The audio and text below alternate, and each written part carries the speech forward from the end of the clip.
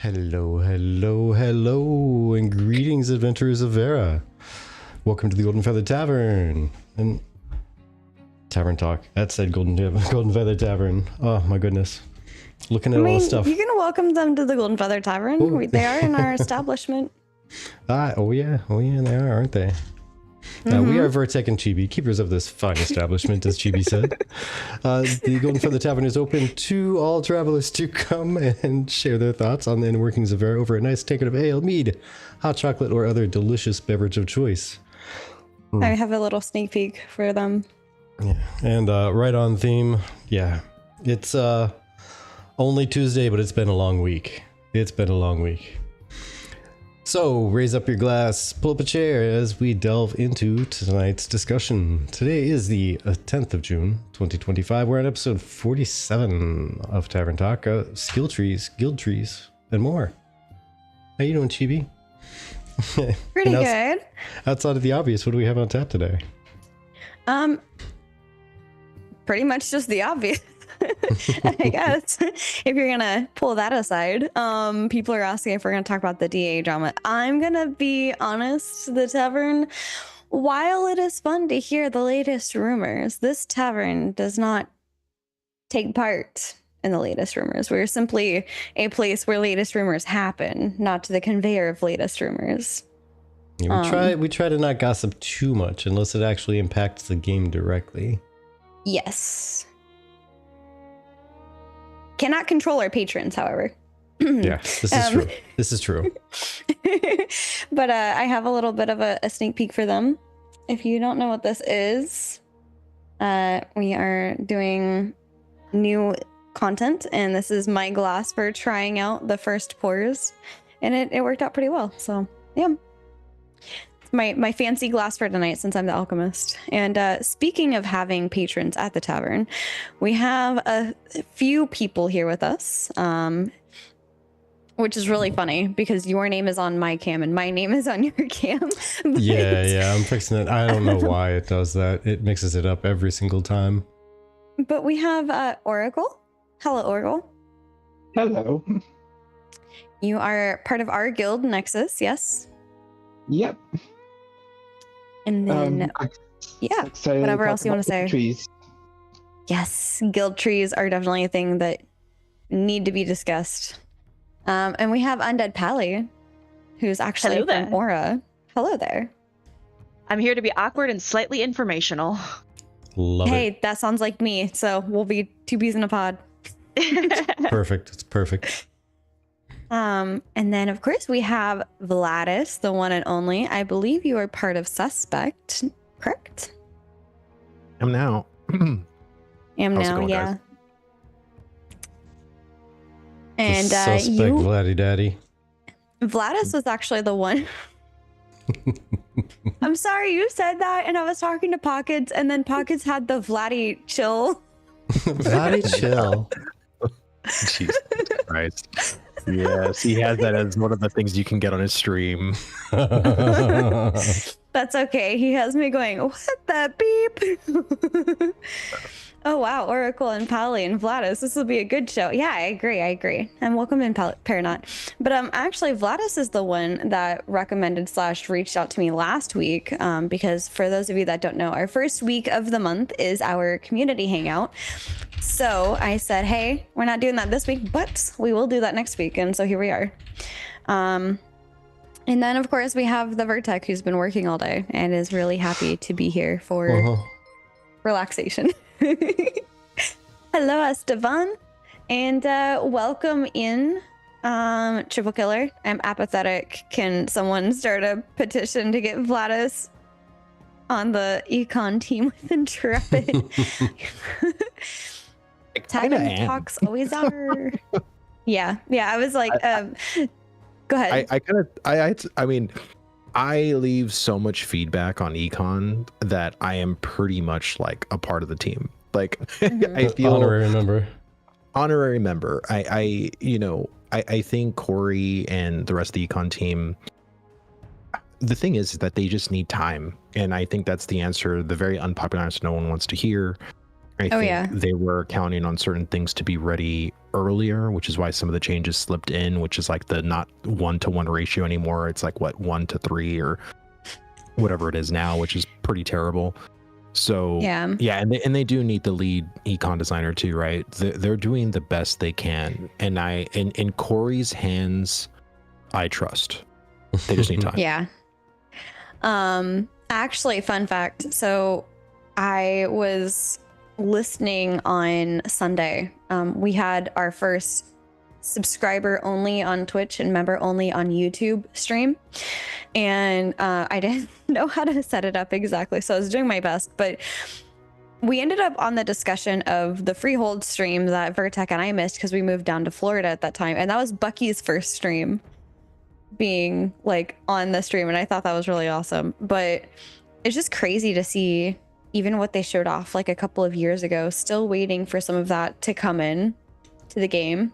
And seeing, as I was like doing some research for a video, seeing how often and how consistently Steven has said stuff that kind of just went right past me, essentially.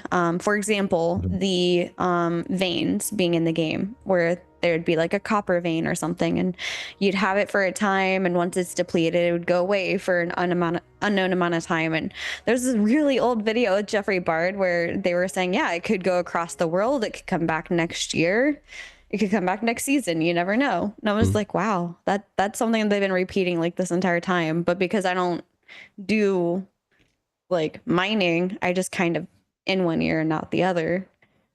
Right. But yeah, some things will slip past. It's true. That's the thing. You can't know everything. I tried that once and it hurt. It hurt my brain. That's why I'm really glad we have the wiki. I'm gonna be honest. The wiki has been super helpful.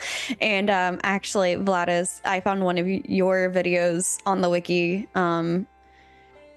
doing some research too, so I'm really excited. And I'm including that in my video as well. So I'm really excited for you guys to see.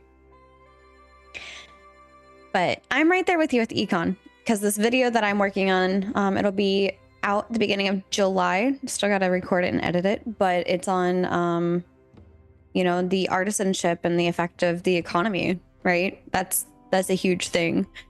But beyond just artisans affecting the economy, there's your PvE and PvP gameplay.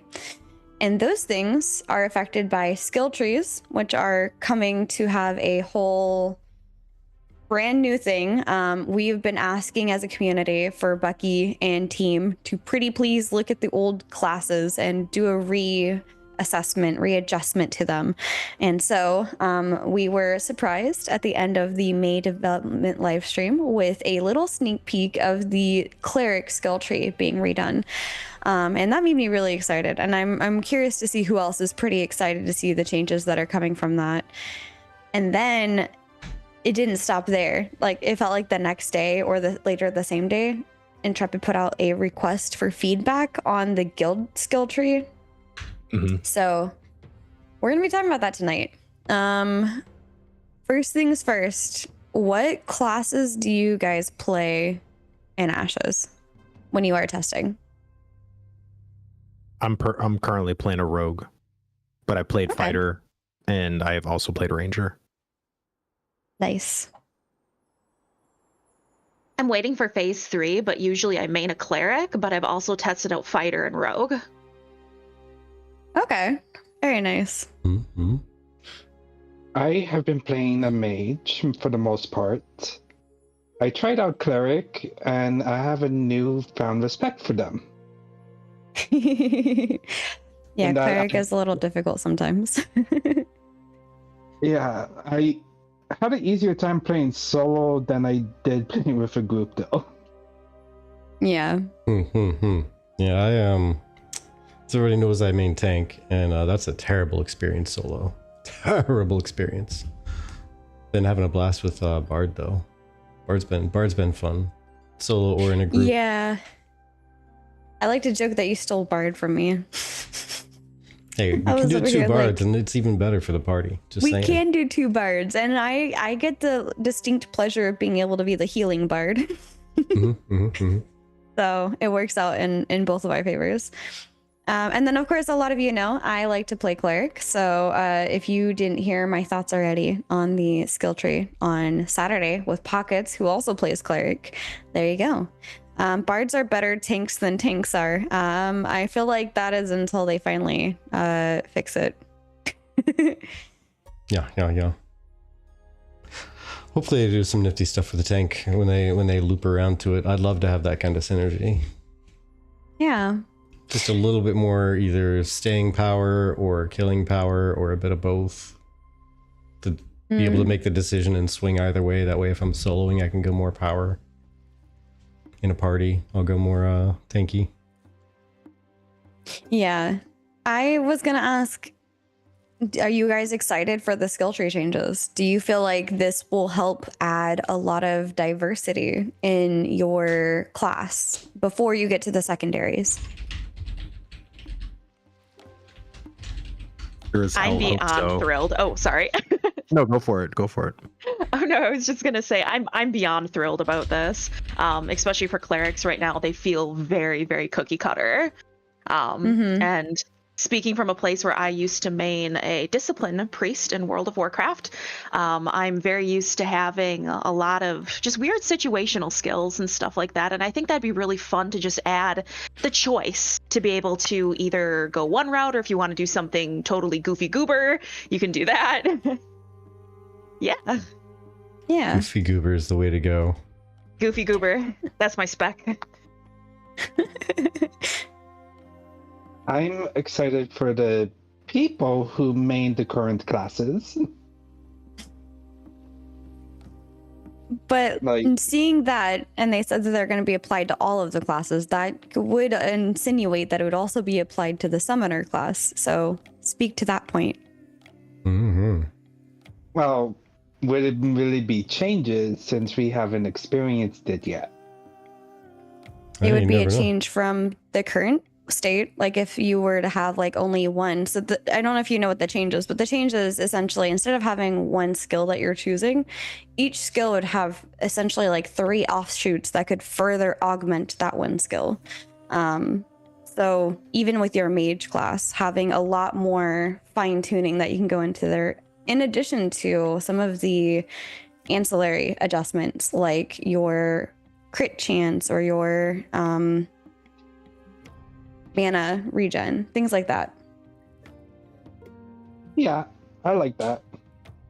I just can't wait to experience the class I want to be maining. Yeah. And I'm sorry, Vladis, I missed what you said. I said I sure as hell hope so. Because I think going on to Undead's point, every class is cookie cutter. Like literally, like everybody is running the same thing because we're so limited. We're level 25. We're limited on talent points, so you can easily fill up the tree. Yeah. Now you may be pushing buttons differently than someone else, but as far as the actual talents go, like it just feels like the illusion of choice is definitely there, because once you're level 25, there really isn't a choice to be made. Like there's some classes they may have, like at level 25, you may have a point to spend that's like, oh, I can either choose to do this or this. But that's not really interesting, and that's not really what I'm discussing. It's more of a fundamental problem that the talent trees have. And a lot of the designs for, like, let me just say it in this way. When you're playing World of Warcraft, you're leveling up, you automatically earn the abilities. I really enjoy the fact that I can actually choose to pick the abilities, because if you're, especially if you're leveling in Classic, right? Like you're like, oh, well, I'm not going to get the ability I want till level 24. I'm 13 right now, right? That's how WoW works. But in here, I at least have a choice in the matter of, if I don't like any of the current abilities, then I can go into the passives of the ability I do like. And I think once you have that, even more so, because I would love if every ability had 3 to 4 or even 5 passives per ability. And the fact that you can actually have a rank to make the ability even more powerful. Like the way I kind of imagine rankings is actually adding additional modifiers and also changes to the ability. So like imagine for Snipe as the Ranger, right? If rank 3 had a 50% chance to just be an instant cast. Right. So it's like stuff like that kind of like almost changes like the way something would work. Right. Like I find that to be so like amazing, and I hope it's not as dull as I put 3 out of 3 points into snipe and it just makes it more powerful. Like that's boring. You know what I mean? And I really hope that's not what they're doing. I hope there's actually something meaningful with the points that allows certain bits of customization or add-ons to the ability that make it more interesting to push. Like going more numbers is just easy. But I really want them to have a well-rounded talent tree. But I also know that's going to be very hard, because if you look at it from not just a level 25 perspective, but more at an actual live perspective, there's going to be 30 to 40 abilities.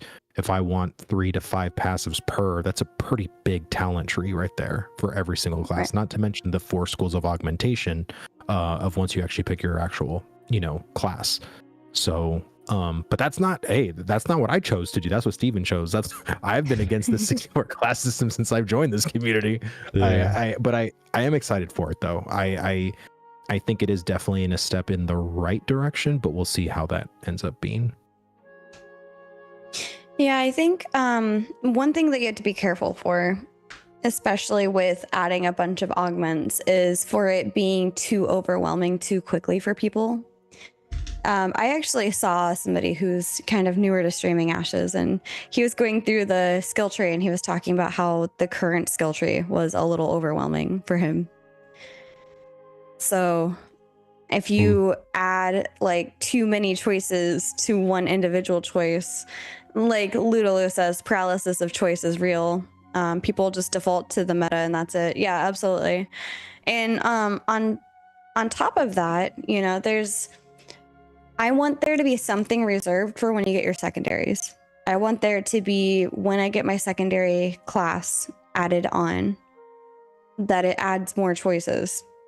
But then at least that point, I've gone through a lot of the main stuff. I've gone through a lot of the lower parts of the tree for like the first half of leveling. And now I'm ready, because I've gotten pretty used to the tree at this point. Now I'm ready for like some new adjustments to the tree. And then on top of that, I think I'm just really excited because at the moment, like you mentioned, there's the illusion of choice, right?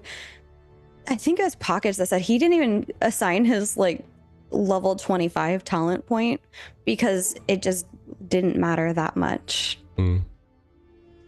So I'm really hoping that let's not go VOE with the skill trees. Yeah, not that far. I'm really just hoping that these adjustments really help with people feeling a little bit more comfortable with everything. And hello, Blight, welcome in. So the reason why I'm asking is, obviously we all like to play Ashes in one form or another. Oracle is definitely our like kind of out of the rest of our spectrum. I love to dabble into the artisan stuff, but Oracle I think is looking to primarily main the artisan stuff. So I'm really curious to see what you have to say, Oracle, for this. But one thing that Intrepid was asking, and I'm gonna look this way for a second because I'm reading off of their script here. So for Guild XP, how do you feel about the rate in which you accrue XP? What are you doing to acquire XP for the guild, and what are you enjoying? And are you enjoying those activities? Sorry. So I'm not going to read through too many people's stuff here, but I want to hear what you guys have to say, because granted, I know that the people that are guild leaders are going to be seeing how to get to like level 1, but it still takes an entire guild's worth of effort to get to that level. So from your knowledge and from your experience, how does the leveling experience for Guild XP feel for you? Are you asking one specifically or just the whole table? It's an open-ended question. I personally wanted to check how quickly it could be done with Arcane Engineers, they have something new that they can make specifically to get Guild XP. Interesting. I didn't know that.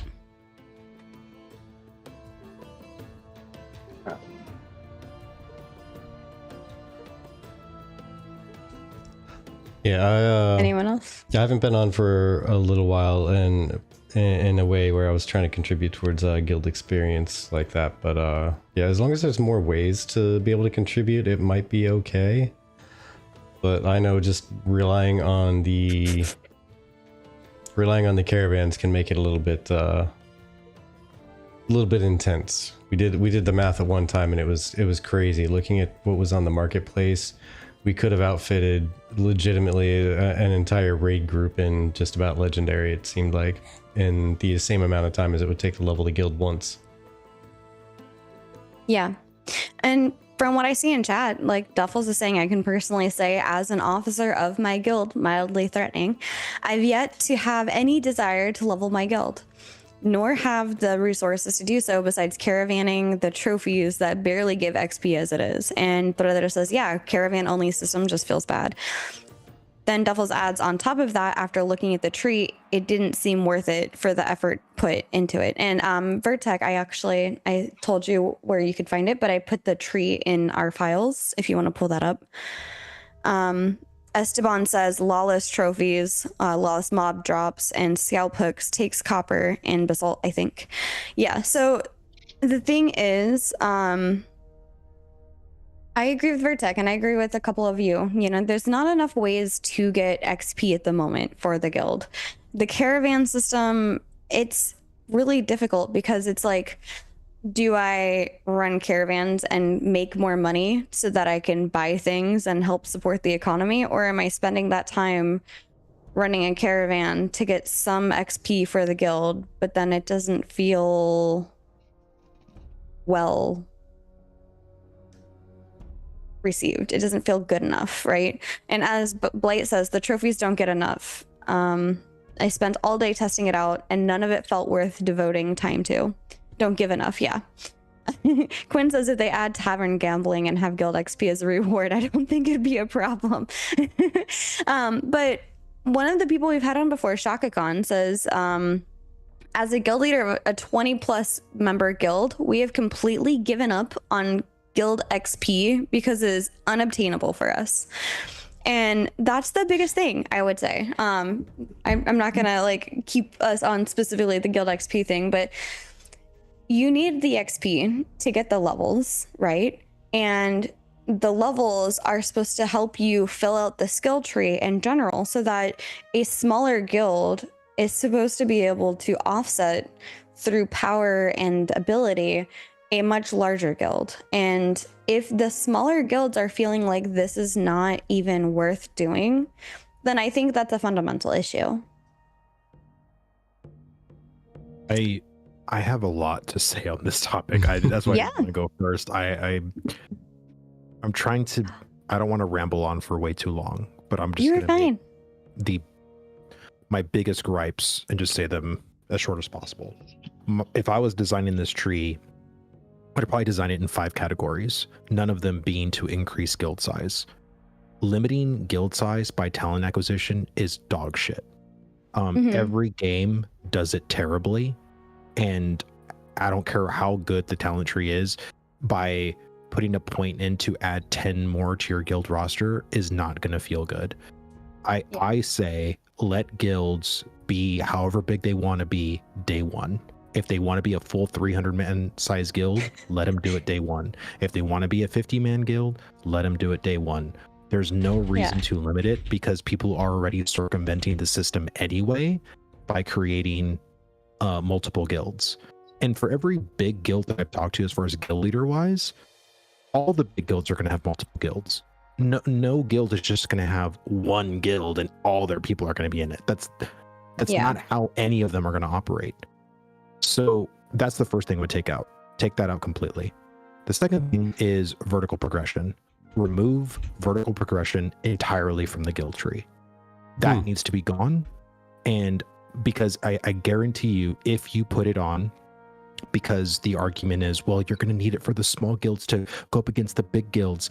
The big guilds are going to take advantage of that too, and it's going to feel required from every guild. Therefore, it's just going to feel like you're wasting points, because the thing you want to do, you have to put it into the thing for vertical, because if you don't have it, the other people are going to have it, and you're at a very big disadvantage.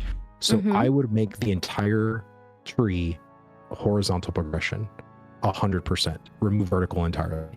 If you want more power, alliance yourself with other guilds. That's how this game is played anyway.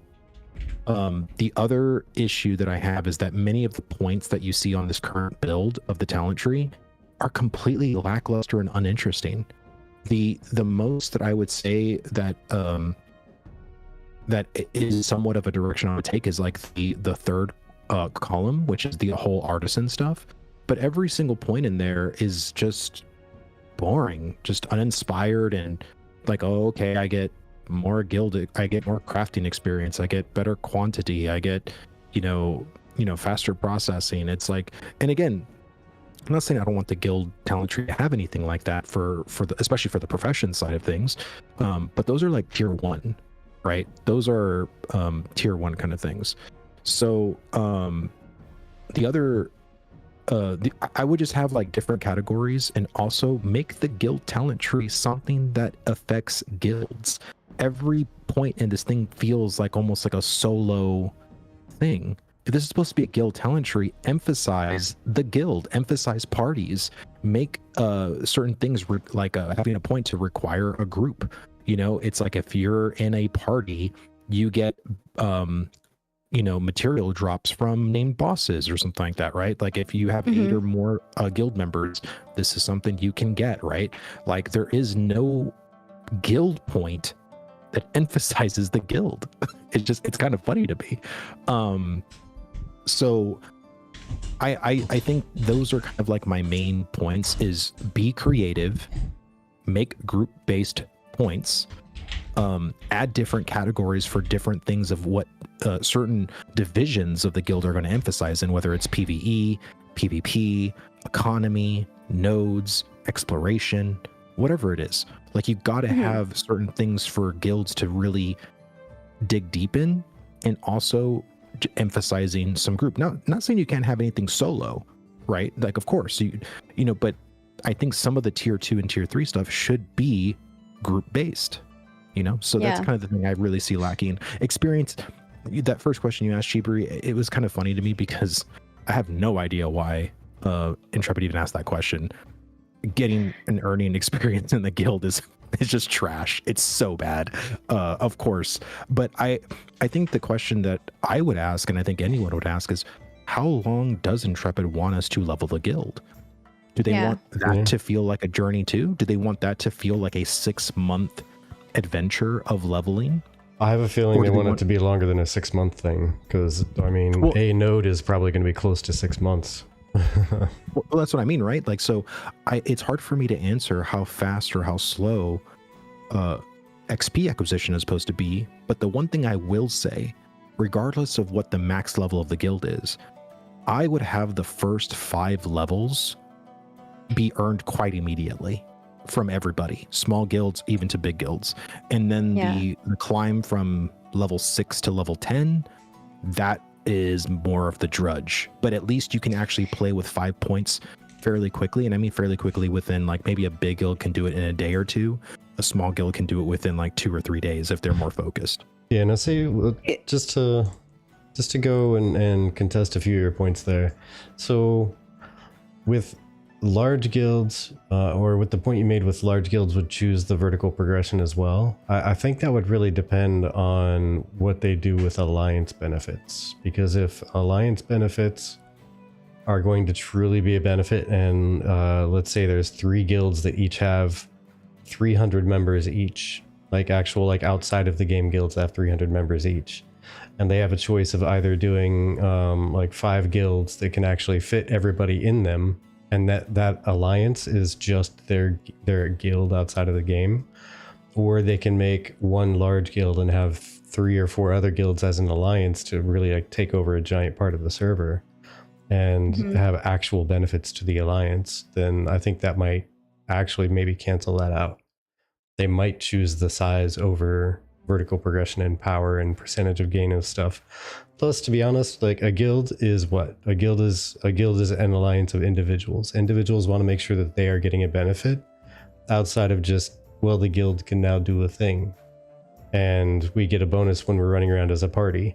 That's cool and all, but I like crafting. I don't run around with a party. I sit in town and craft all the time, and I gather all the time, and I process. Like that's my life. So guild does nothing for me. That might be an alternate look at it too. Yeah. The one thing I would say is the kind of fix that I would have for that is whatever size they want to be, you can limit how many points they get or what the max level of their guild can be. So if you're a 300 person size, you can have their max level be 10, when a small guild can be like, let's say, level 25. You know what I'm saying? So the small guilds will be able to do that. However, if that's the play, then all the big guilds are just going to be with small guilds, just like the way it is now. Like, again, like the reason why vertical progression, in my opinion, should not be in the tree at all is that these people are going to be so efficient to get every single possible advantage they can. So if you just remove it, like, you know, they're just going to do what, you know, goes to their branch or their division. Like, oh, okay. Because again, I think most of the most efficient guilds are going to have 3 to 4 guilds, right? Because they're going to have their dedicated PvP. Like, this is the guild branch that is going to be war decking and doing all the PvP. We have all of our hardcore PvP, and then we have another guild that's like more of our casual gatherers and processing people and the, you know, artisan side of things, you know. So they don't want to PvP so much because they just want to go out and, you know, do what they got to do as far as like profession stuff. And then they have like another branch that maybe is like, you know, special ops or, you know, more PvE based or, you know, whatever the case is, right? Like, my whole point is that I think the alliance system, I really want to see what that's going to be. But I've also heard that depending on how the alliance system works, most of the guilds are just going to alliance with themselves. They're not actually like, and that's kind of stupid. Like, I think the alliance system should work with other people. But if you are a guild leader with 4 guilds and it is more advantageous for you to alliance yourself with all 4 of your guilds, like, that's what people are going to do. So again, it really just depends on how or what I would say, or the benefits of the alliance system. Yeah, and I don't think there's a really good way to stop a mega guild from doing that. Yeah, large guild gonna steamroll no matter what you do, so you may as well put something out there that benefits the little guys and gives them a little bit of an edge. Because if a large guild's gonna split up between 6 different or 5 different, I think it is for the alliance, right? You and 4 other guilds. If they're gonna split it into 5 different segments, then they're gonna have a crafting segment and a Care Bear segment that are gonna get war decked all the time, and their crafters are gonna have a really hard time surviving in the world.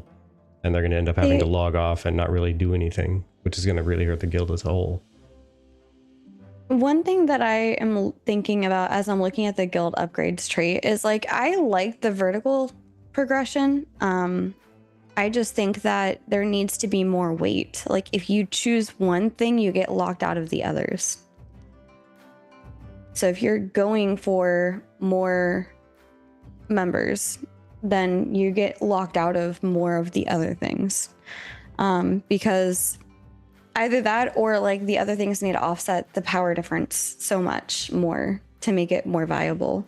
Like, I don't know firsthand how much more like maybe physical attack or magical attack you get from these upgrades, but if I'm looking at it like a small guild, because again, our guild is like a medium-ish guild, small to medium guild. And so I'm looking at it like us, like maybe 50 people against 100 plus people, 150 plus people, and trying to consider, you know, what would make it viable so that our guild is still able to, with tact and with planning, be able to, like, go toe to toe with, like, their numbers necessarily. Because obviously, like what Duffel says, you're never going to stop the idea of metas and zergs in a game like this. And there will always be the mentality of, I have to be the best, and a group of people behind them that'll do whatever it takes to be there too. I mean, we've already seen that with RMTs. We've already seen that with RMTs and all these other cheats. Like, people will stop at nothing to be the best. And to go to Vertex point, like right now, what small ghosts are doing when they're being war decked on by a bigger guild is they reach out to, again, whether it's an alliance-based game system, people are already creating Discord alliances, right? Like smaller guilds reach out to other like semi-bigger guilds and be like, hey man, like, you know, we're a small guild, but if we go up against any war decks from like, you know, Polar or from like, you know, enter big name guild here, can you help us out or whatever? Like that's what people are doing. Like they're already doing that. Like I don't want this guild system to incentivize vertical progression, because I guarantee you every competitive PvP guild is going to get that power. And I think it's just going to be bad overall. And it's going to be an effing nightmare for Intrepid to balance, because I can guarantee you every single vertical power point, especially if it's weighted like Chibi was saying, people are going to complain about it, and it's always going to be the topic of discussion when it comes to the guild tree. So I'd rather just not even have them face that. Just make it horizontal, and also make it group-based, you know, have some group-based points there. And I don't know if you guys saw this, but who was it? I think it was Triple Killer says, how about a guild XP pylon? XP gain in the pylon AoE converts to guild XP. And I also love that for like, they've mentioned group gathering, right? I know Oracle's waiting for that feature to come in. What if there's a guild XP pylon that you can grab where while you're gathering herbs, you're getting XP for the guild as a group? Like as long as everybody in that group is like a guild member. I think any person doing anything within a guild should have guild XP earned. Like if I'm out gathering daffodils, like every daffodil should contribute, just like with node stuff, right? When you're doing you know, whether it's you're near Marilith or Winston or whatever, anything you're doing within that node's ZOI contributes to the node's experience. It should work the same way with guilds. And the other big thing that I would have done is let guilds be created way sooner. I would get rid of the current requirements to make a guild, and I would say you can make a guild pretty much at level 1. Like why? Like why not? I like the way World of Warcraft made the guilds. Just how to get a group of people that would like co-sign your charter. That's all you need. Well, you had to be level 5 or something, didn't you? Yeah, but it was like a lot cheaper in terms of like you didn't need to find Ruby and like this and that and the other to make the guild stuff. I think especially for Ashes and the kind of design Ashes has, it would just make sense to just be able to create a guild literally as soon as possible, because you want to start working on the progression as soon as possible. So whenever you go into Lion's Hold or Semia's Hope, you can just have a person there. You know, that's a great idea, Chibi. Just have it to be a guild charter. You need 10 signatures. Boom, you got your 10 signatures. Now you can create the guild. Like, I think the real fun and the passion that people are going to have is actually leveling their guild. Right? I'm going to get some water real quick. Right back. Yeah, no worries. I think we need shots while we wait. I think we're back. You know, the best thing I have for a shot glass is your little